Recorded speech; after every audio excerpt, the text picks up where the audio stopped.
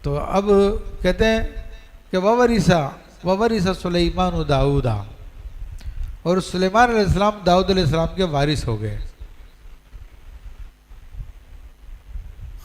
یعنی ان کے جانشین ہو گئے، وارث ہو گئے۔ یہ کس چیز میں وارث ہوئے؟ دنیاوی بادشاہت میں نہیں، کیونکہ انبیاء کرام اپنی وراثت میں دنیاوی مال و دولت نہیں چھوڑتے، کہ جو مال و دولت چھوڑتے وہ تو صدقہ ہوتا ہے، بلکہ جو علم تھا اس علم میں داؤد علیہ السلام کے وارث ہو گئے۔ قال یا ایھا الناس، اب خود داؤد علیہ السلام بتا بھی رہے ہیں کہ وارث ہونے کے بعد ان کو کیا ملا۔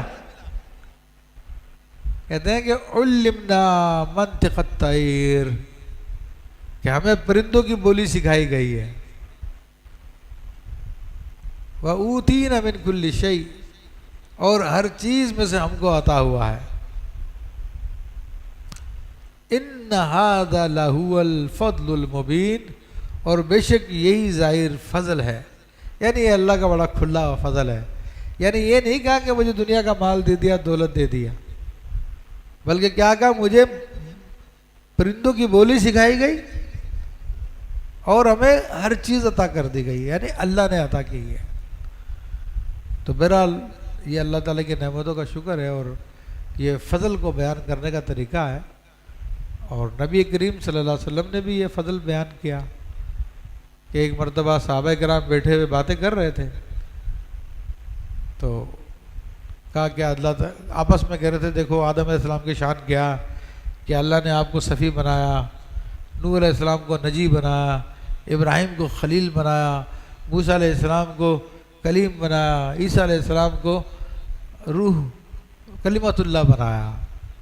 حضور علیہ السلام ان کی باتیں سن رہے تھے، کیونکہ آپ ابھی محفل میں پہنچے نہیں تھے، باہر تھے، تو آپ نے دیکھا تو آپ پھر تشریف لائے، تو آپ نے فرمایا کہ یہ سب باتیں صحیح ہیں، مگر اللہ نے مجھے اپنا حبیب بنایا، اور اللہ تبارک تعالیٰ میں تمام اولاد آدم کا سردار ہوں۔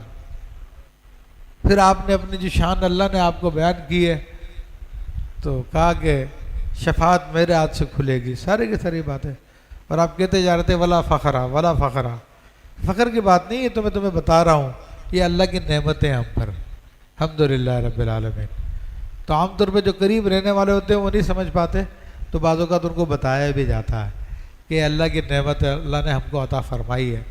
تو ایک تو حضرت سلیمان علیہ السلام کہتے ہیں کہ ہم کو پرندوں کی زبان سکھا دی گئی ہے، تو سلیمان علیہ السلام ہر پرندے کی بلکہ تمام جانوروں کی زبان جانتے تھے۔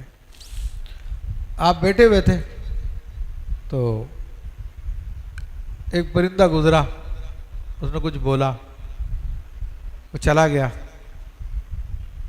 تو آپ نے اپنے ساتھی سے کہا کہ معلوم ہی کیا کہہ رہا تھا؟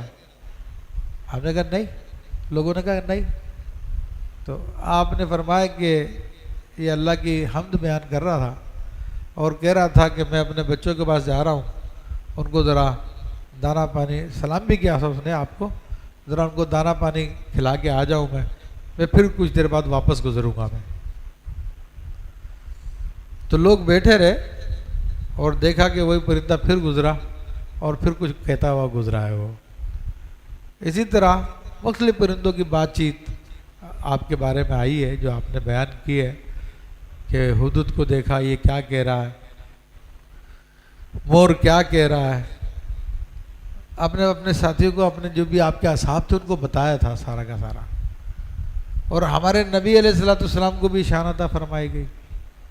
آپ بھی سب چیزوں کی بولیاں سمجھتے تھے، بلکہ آپ کے امت کے اولیاء کو بھی بعض کو یہ شان ملتی ہے، جو غوث زمانہ ہوتا ہے وہ بھی سب کچھ سمجھتا، ہر جانور کی بولی سمجھتا، ہر انسان کی بولی سمجھتا، جو غوث وقت ہوتا ہے۔ الحمدللہ رب العالمین۔ تو یہ نبی علیہ السلام کے واقعات میں آتا ہے کہ آپ علیہ السلام صحابہ کرام کے ساتھ بیٹھے ہوئے تھے، تو ایسے میں ایک شخص وہاں سے گزرا جو بدو تھا، اور اس نے پوچھا یہ کون ہے؟ تو لوگوں نے کہا کہ یہ وہ قریش کے آدمی ہے محمد صلی اللہ علیہ وسلم، وہ جنہوں نے نبوت کا دعویٰ کیا، وہ شخص آیا اور بڑا غصے کے اندر کہنے لگا کہ مجھے بس چلے تو میں تمہیں قتل کر دوں کہ تم نے ایسی بات کی ویسی بات کی ہے. تو حضرت عمر فاروق نے عرض کی کہ یا رسول اللہ صلی اللہ علیہ وسلم مجھے اجازت دو میں اس کو قتل کر دوں, یہ ایسی بدتمیزی کر رہا ہے. آپ نے فرمایا کہ صبر سے کام لو, حلم سے بردباری سے کام لو. اور اس کے بعد آپ علیہ الصلوۃ والسلام نے اس سے بات چیت کی تو اس کے آستین میں گو تھی, دیہاتی تھا. گو ایک چھپکلی جیسا جانور ہوتا ہے جو ریت وغیرہ میں عام طور پہ پہاڑوں میں پایا جاتا ہے, لیکن اس کو بعض فقہ کے لوگ کھاتے بھی ہیں. حنفیوں کے یہاں پہ تو مکروہ ہے وہ, تو عرب کو کھانے کا شوق تھا اس کو. تو اس نے اپنے آستین سے گو نکال کے پھینکی اور کہا کہ یہ اگر آپ کی گواہی دے گی تو میں دیکھتا ہوں آپ واقعی اللہ کے سچے نبی ہے نہیں ہے. تو پھر وہ گو جو ہے آپ علیہ السلام نے گو سے بات کی تو گو نے آپ کی باتوں کا جواب دیا. پھر آپ نے کہا بتا میں کون ہوں, تو پھر اس نے گواہی دی کہ آپ اللہ کے رسول ہیں محمد صلی اللہ علیہ وسلم. تو اعرابی نے جب سنا, سب صحابہ نے بھی سنا, تو اسی وقت پھر وہ مسلمان ہو گیا. اسی طرح اور کتنے واقعات ہیں, میں بیان کروں تو بات لمبی ہو جائے گی, لیکن یہ اب ٹائم کم ہے, ہمارا درس لمبا ہو جائے گا بہت زیادہ. اسی طرح فرمایا کہ ہر چیز میں سے اوتینا من کل شیء, یعنی ہم کو ہر چیز عطا کی گئی. بادشاہ تھے, اللہ کے خاص بندے تھے, اور آپ نے دعا بھی کی تھی میرے رب مجھ کو ایسی بادشاہت عطا فرما جو میرے بعد کسی کو نہ ملے. تو آپ کی دعا قبول بھی ہوئی تھی. حضور علیہ الصلوۃ والسلام کو آپ سے بڑی بادشاہت ملی ہوئی تھی, لیکن آپ نے ظاہر نہیں کی. اور ظاہر کیوں نہیں کی؟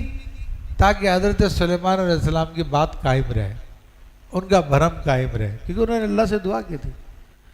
تو آپ علیہ الصلوۃ والسلام کی بہت مشہور حدیث بھی ہے کہ ایک جن جو ہے بہت بڑا دیو آپ پہ حملہ کرنا چاہتا تھا. تو آپ نماز میں تھے, اس نے حملے کی کوشش کی تو آپ نے اس کو پکڑ لیا, اس کی گردن کو پکڑ لیا.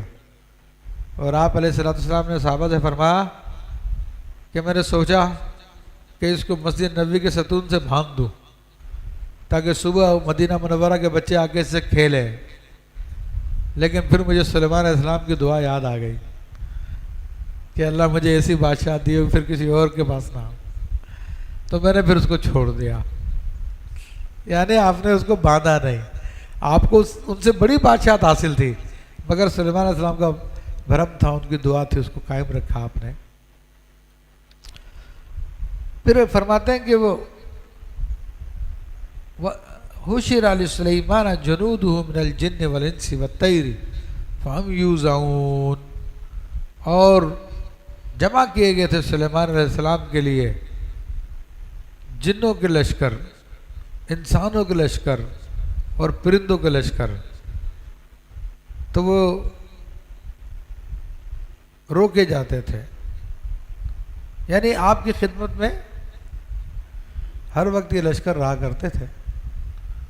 اور آپ کا تخت بھی کافی بڑا تھا, اور وہ جو جنات تھے ہزاروں کی تعداد میں آپ کے سامنے ہوا کرتے تھے, اور آپ اس طرح سے بیٹھتے تھے کہ آپ کی کرسی لگتی تھی تخت پہ, اور آگے پھر انسان ہوتے تھے, اور ان کے پیچھے جنات ہوتے تھے, پھر ان کے پیچھے بڑے بڑے شیطان جو ہوتے, سب اللہ نے آپ کے قابو کر دیے تھے. اور آپ کے اوپر پھر پرندوں کا ایک لشکر ہوتا تھا جو آپ پہ سایہ کرتا تھا, اور آپ کا تخت وہ ہوا اڑاتی تھی, اور جدھر آپ حکم دیتے تھے وہ ہوا وہاں پہ لے کے جاتی تھی. تو صبح میں جب آپ سفر کرتے تھے تو 1 مہینے کا فاصلہ طے کر لیا کرتے تھے, شام میں جب سفر کرتے تھے تو 1 مہینے کا فاصلہ طے کر لیا کرتے تھے. عجیب شان تھی آپ کی, بڑا مرتبہ تھا, اور پرندے ہر وقت سایہ کر کے رکھتے تھے تاکہ آپ پہ دھوپ نہ آئے, اور ہر قسم کا ایک پرندہ آپ کے پاس ہوا کرتا تھا. تب اللہ تبارک و تعالیٰ نے سلیمان علیہ السلام کی انہی شعر کو بیان کیا، فرمایا کہ حتیٰ اذا اتوا علی واد النمل، یہاں تک کہ جب چیونٹیوں کے نالے پہ پہنچے. وادی کہتے ہیں دو پہاڑوں کے بیچ میں جب پانی گزرنے کا راستہ ہوتا، نالا جس کو کہتے ہیں. تو ایک نالا تھا، وہاں پہ چونٹیاں رہتی تھی. تو سلیمان علیہ السلام وہاں سے گزرے تھے.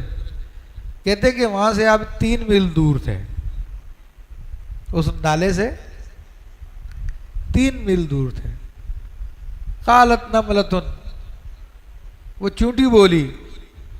اصل میں چونٹی کون سی تھی؟ یہ ایک چونٹیوں کی سردارنی تھی اور لنگڑی تھی یہ، اور اس کا نام جو ہے جرما بتایا گیا، تاخیہ بتایا گیا، یا ایک اور کوئی نام، اس کا 3 نام بتایا گئے ہیں. اس کا باقاعدہ نام بھی تھا اس چونٹی کا. ہم تو چونٹی کو کچھ سمجھتے نہیں ہیں، لیکن یہ پوری امت ہے، اللہ کی مخلوق ہے، اللہ کی عبادت کرنے والی ہے، اور پورا سسٹم ہے، ان کے پورا نظام ہوتا ہے. چونٹی بولی یا ایھا النمل، اے چونٹیو، ادخلوا مساکنکم، اپنے گھروں میں داخل ہو جاؤ، یعنی اپنے بلوں میں داخل ہو جاؤ چونٹیو. کیوں؟ کہ لا یحتمنکم سلیمان و جنودہ، کہ تمہیں کچل نہ ڈالیں سلیمان اور ان کا لشکر. وہم لا یشعرون، اور ان کو پتہ بھی نہ چلے. کیونکہ ظاہر سی بات ہے، ہم بھی چلتے ہوئے تو دیکھتے تو نہیں چونٹیاں کتنی آ رہی ہے کتنی نہیں آ رہی ہے. تو ایسے ہی عام انسان جب چلتا ہے تو اس چیز کی پرواہ نہیں کرتا، وہ تو آگے بڑی بڑی چیزوں کو دیکھ رہا ہوتا جس سے خود نہ ٹکرا جائے. ٹھیک ہے، اگر چونٹیوں کو دیکھنے لگا گا تو پھر سب سے ٹکرائے گا، چونٹیوں سے نہیں ٹکرائے گا. سمجھ رہے بات؟ تو اس نے چونٹی نے بھی یہ نہیں کہا کہ وہ جان بوجھ کے ہم کو کچلیں گے، کیونکہ وہ کیسے نسبت کر سکتی تھی اللہ کے نبیوں کی طرف، برائی کی اللہ کے نبی کے ساتھیوں کی طرف. تو کہا کہ بے خبری میں کہیں تمہیں نہ کچل ڈالے، اسے جلدی سے اپنے بلوں میں داخل ہو جاؤ. اور میں نے بتایا کہ حدیث شریف کے مطابق سلیمان علیہ السلام وہاں سے 3 میل کے فاصلے پر تھے. 3 میل کے. فتبسم ضاحکا من قولها، تو اس کی بات سے مسکرا کر ہنسے. حضرت سلیمان علیہ السلام نے وہ 3 میل دور سے وہ سارا معاملہ جان لیا، اور آپ مسکرا دیے. ٹھیک ہے، اور ہنسے بھی کہ چونٹی یہ بات کر رہی ہے. تو اب دیکھو نبی کی سماعت کا دیکھ لو کہ اللہ نے نبیوں کو کیا کیا عطا فرمایا ہے. آج جو دعویٰ کرتے ہیں کہ نبی بھی ہمارے جیسے انسان تھے اور ہم میں اور ان میں کوئی فرق نہیں، معاذ اللہ شدید گمراہ لوگ ہیں وہ. نبیوں کو تو اللہ نے کیا کیا عطا فرمایا یہ بیان ہو رہا ہے کہ چونٹی کی بات اتنی دور سے آپ نے جان لی. اللہ اکبر. تو بہرحال جو قرآن نے چونٹی کے بارے میں بات کی ہے 1400 سال پہلے کوئی بھی نہیں جانتا تھا. آج سائنس نے تحقیق کی ہے تو قرآن کی ساری حقیقتیں واضح ہوتی آ رہی ہیں. پہلے تھوڑی بہت لوگوں کو معلومات ہوئی تو کہا چونٹی کی تو آواز ہی نہیں ہوتی، تو سلیمان علیہ السلام نے کیسے سن لی آواز؟ تو لوگوں نے اعتراض کر دیا تھا کہ قرآن میں بات صحیح نہیں ہے. ابھی اور تحقیق ہوئی ہے تو پتہ چلا ساری باتیں کرتی ہے وہ سارے معاملات ان کے آپس میں ہوتے ہیں. ضروری تو نہیں کہ بات چیت زبان سے ہو، ان کے سگنلز ہوتے ہیں، اس سگنلز کے ذریعے ایک دوسرے کو پہچانتی ہے. آپ نے کبھی بھی چونٹیوں کے بعد بیڑیاں ہم تھوڑا مشاہدہ کریں کہ چونٹیاں اگر ان کا بل کہیں اور ہے لیکن ایک طرف کئی چونٹیاں پہلے جاتی ہیں تو ہر اس طرف سے آنے والی چونٹی اس طرف سے آنے والی چونٹی کے پاس سے گزر کے کچھ بولتی ہے، اس پہ آگے چلے جاتی ہے. پھر اگلی آتی ہے، وہ اگلی اس سے کچھ بولتی ہے، پھر آگے چلی آتی ہے. باقاعدہ قریب آتی ہے، قریب آگے جلدی سے کچھ کرتی ہے اور پھر نکل جاتی ہے. یہ ان کی ساری بات چیت ہوتی ہے آپس میں، ان کے بڑے معاملے ہیں. تو بہرحال قرآن ہے الحمدللہ رب العالمین. تو کہتی ہے کہ تمہیں اپنے بلوں میں گھس جاؤ، کہیں تمہیں سلیمان علیہ السلام ان کا لشکر کچل نہ دے ان کو پتہ بھی نہ چلے۔